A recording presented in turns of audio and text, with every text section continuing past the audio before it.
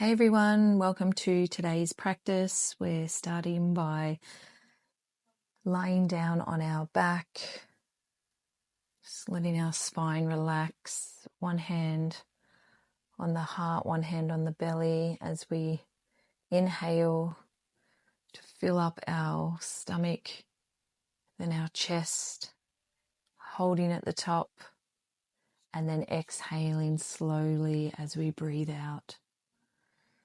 Just rolling through that breath work a couple of times. Today's practice, we're not doing any standing poses. We're going to be doing mostly sitting or kneeling. Just bringing both hands to our heart space as we set our intention for the day.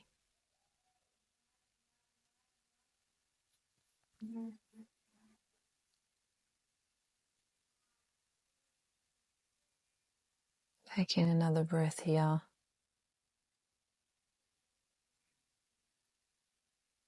Making it nice and deep and expansive. And then exhaling as we tuck our knees towards our chest. You don't have to bring them all the way, just wherever's comfortable. Crossing the feet over and then rocking up to a seated position. Breathing in as we raise our hands above our head and then forward folding over our folded legs. You can come onto your forearms, or if you can get your forehead to the ground, feel free to do that. Or if this is too much, just coming up onto your fingertips. Maybe ducking the head, letting it hang heavy.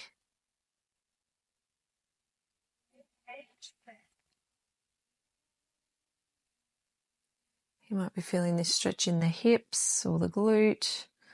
So we slowly walk our hands back up, changing the feet over, breathing in and then exhaling as we fold over the top of our crossed legs.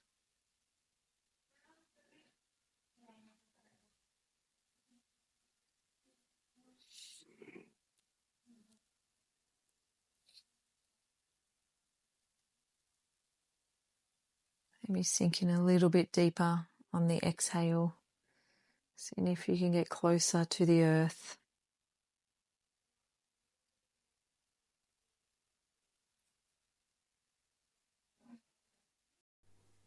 Slowly coming back up.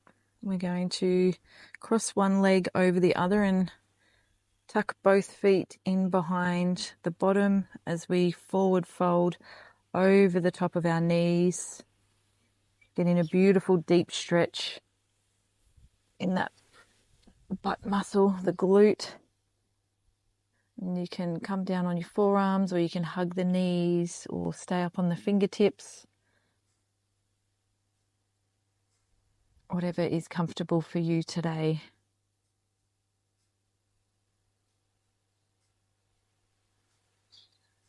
Just taking a couple of deep breaths here.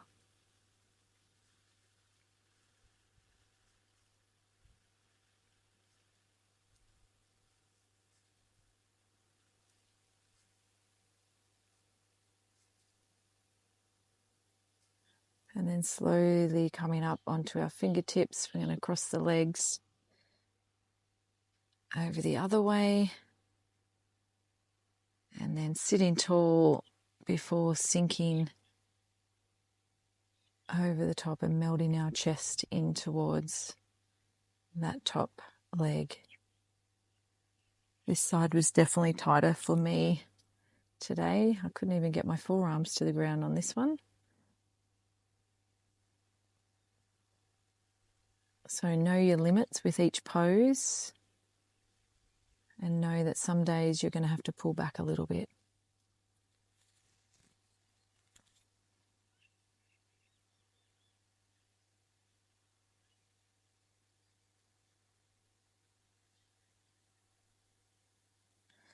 Slowly walking our hands back up, unraveling the legs. We're going to bring the soles of the feet together in butterfly pose, bringing the heels in towards the pelvis. Arms are long, fingers are interlaced under the feet, and we're pulling our arms and our shoulders away from our ears and pushing our knees towards the earth.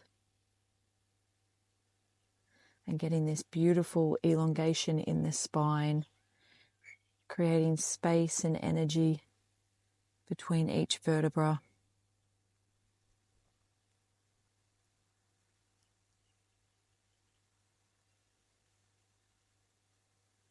And then taking the left leg long, crossing the right leg over and hugging the right knee in towards the chest. A slight twist in our upper body as we gaze out to the side.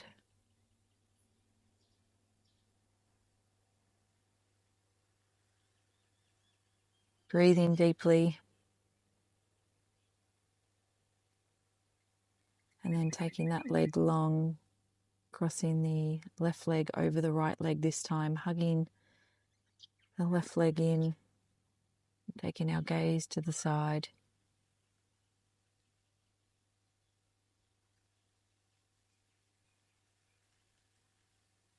Should feel a beautiful stretch through the glute muscle.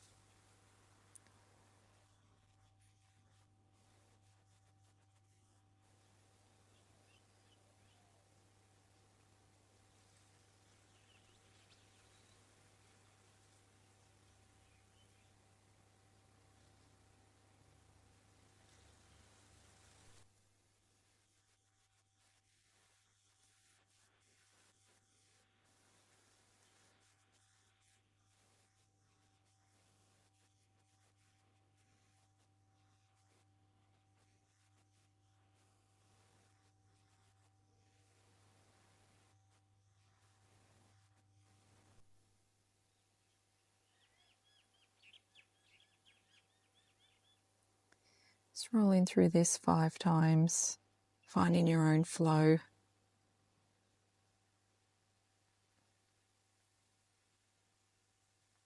And then coming back to neutral spine, we're going to take the knees wide, the hips back to the heels, and come into our child's pose. Melting the forehead onto the mat, arms along. Just giving our spine some time to relax.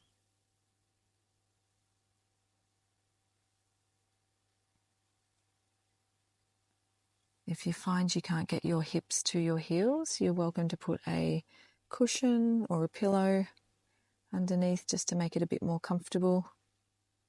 Or if you have any knee problems, feel free to do the narrow-legged child's pose. Or instead of a child's pose, you can go into downward facing dog. Just going to walk our feet out wide and come straight into a yoga squat. I'm just going to turn to face you guys, but you can stay facing the top of your mat. The yogic squat is amazing for opening the hips. And you might find that you can't get down this far, but that's okay. Just go as far as you can and hold as long as you can. And then placing our hands to the earth. I'm just going to turn back onto my mat. I'm going to come into crow pose. So just make sure your fingers are spread wide. We're going to push our elbows into the inside of our knees and lean forward. If you like, you can keep your toes on the ground. Otherwise, bringing the toes off the earth and just balancing on our wrists. And then slowly coming back into tabletop position. We're going to run through that sequence again. So starting with our bird dog. This time we're going to tap our fingers and toes to the earth 5 times. Making sure we're maintaining our breath work. And then changing over to the other side. Left arm goes long, right leg goes long. Tapping toes and fingers to earth.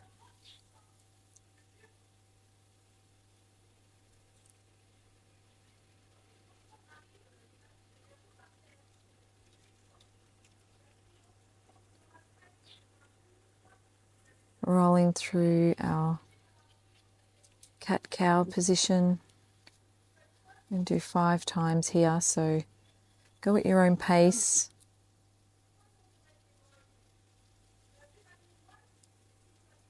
Trying to go a little bit deeper in each pose.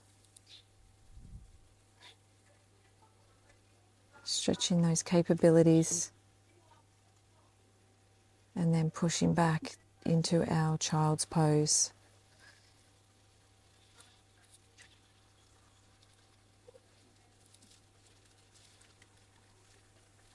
Calming the mind and the body.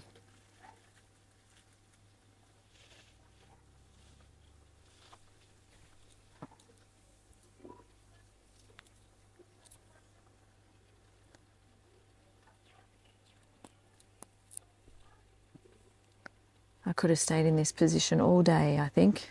Let's get in a beautiful stretch. But we're going to slowly roll out. And we're going to bring our feet up towards our hands and then sink our hips back into our yogic squat. Hands are in prayer position. Arms are pushing our knees outward. And then placing the hands to the earth, fingertips spread wide. Knees are coming to rest on our forearms or elbows. And we're going to come forward into crow pose. Continuing to breathe. I know So many of us want to hold our breath in that pose. And then back into tabletop position, running through our bird dog pose again, bringing our elbow to our knee.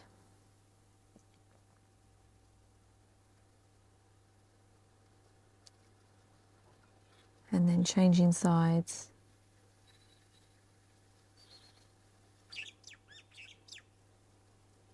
Left elbow to right knee. Engaging the core through this exercise as well.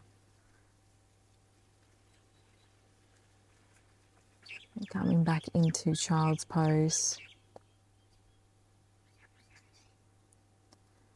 Yes, I forgot to do the cat-cow before we came back into child's pose. So if you want to pause the video and do another round of your cat-cow.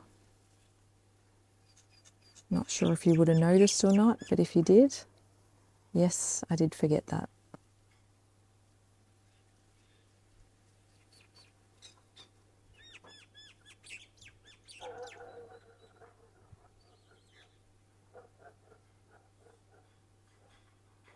Slowly rolling out of child's pose, bringing our feet out wide towards our hands, sitting back into our yogic squat.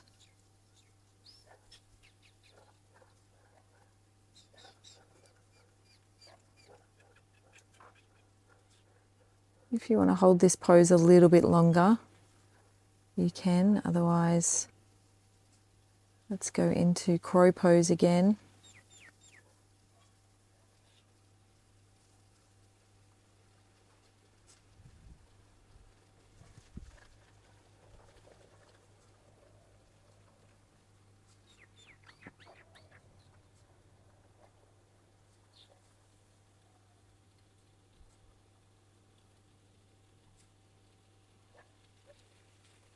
And then slowly coming out. And we're going to come into a seated position and then slowly lowering our body onto the floor.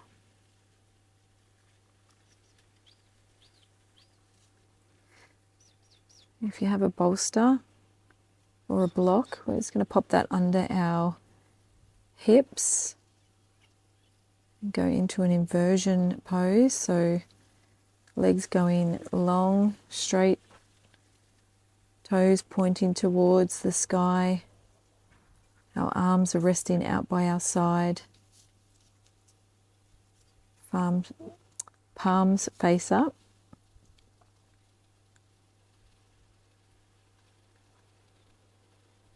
Just taking a moment to check in with the body. How's it feeling? With all that beautiful blood and oxygen coming back down the legs to our hips and lower back. Hopefully you're not feeling any pain in this pose. If you are, you can come slowly out of the pose and just relax the feet to the earth with knees bent inwards to each other.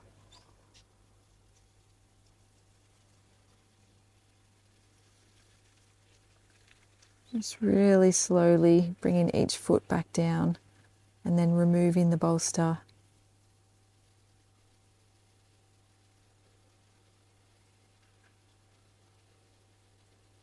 Going to raise our hips now towards the sky in bridge position. Really squeezing the butt and the glutes in this pose. Shoulders should be away from the ears. Slowly lowering back to earth. And then we're going to go up again and interlacing the fingers underneath the body, pulling them away from the head so we get this beautiful stretch in our arms, in our shoulders, our biceps, and then releasing the fingers, bringing the bottom back to the earth. I'm just going to tilt the pelvis up now towards the sky, and then inhaling, taking the chest up towards the sky. So tilting the pelvis, taking it back down, and then taking the chest high so we get this beautiful gap underneath our lower back. Just rolling through this pose about 5 times with your own breath. You should feel a beautiful stretch in your thoracic part of your back when you're taking the chest high, and then a lower stretch in the lower back when we're tilting our pelvis up towards the ceiling.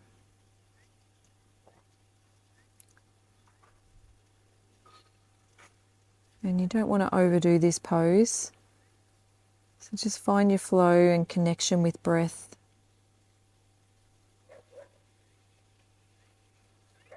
And then hugging the knees towards the chest, maybe rocking side to side if that feels good, giving your lower back a little massage.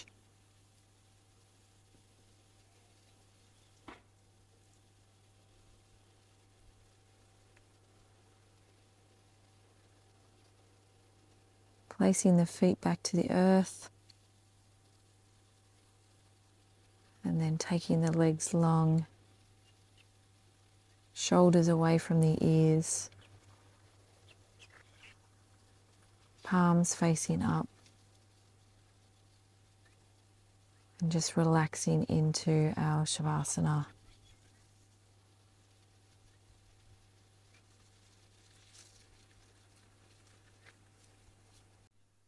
As you sink deeper and deeper into relaxation, I just want to read a little bit from BKS Iyengar's book, Light on Life, where he says that yoga brings gifts for your everyday life.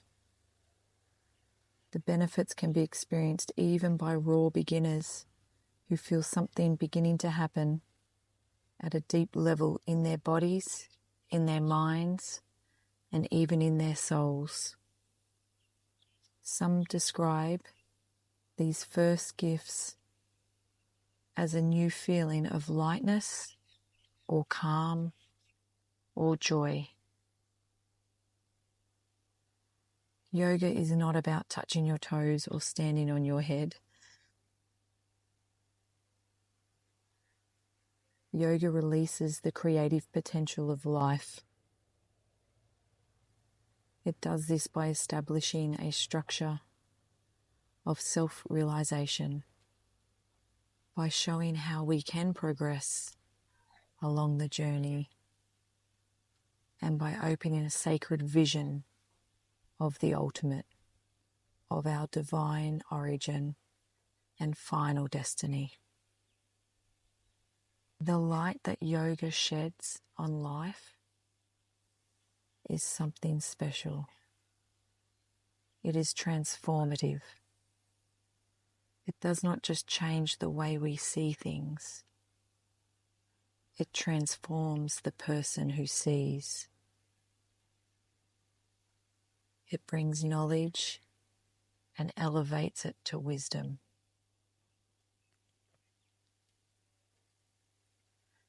To know oneself is to know one's body, mind, and soul. Yoga is like music, the rhythm of the body, the melody of the mind, and the harmony of the soul create the symphony of life.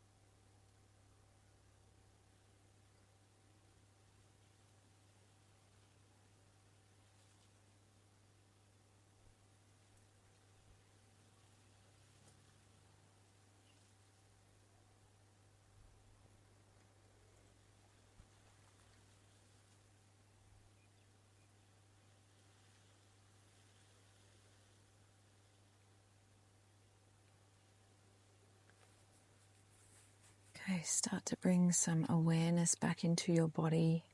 Maybe giving it a big stretch, stretching the hands. When you're ready, coming into the fetal position before sitting up into our seated pose. You should be really proud of giving yourself the beautiful gift of yoga. Just relaxing down the mind again.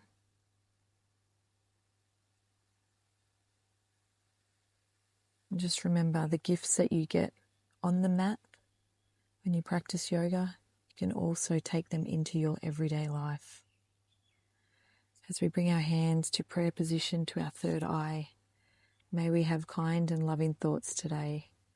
As we lower them to our lips, may we speak kind and loving words today. And then lowering them to our heart space, may we have kind and loving intentions today.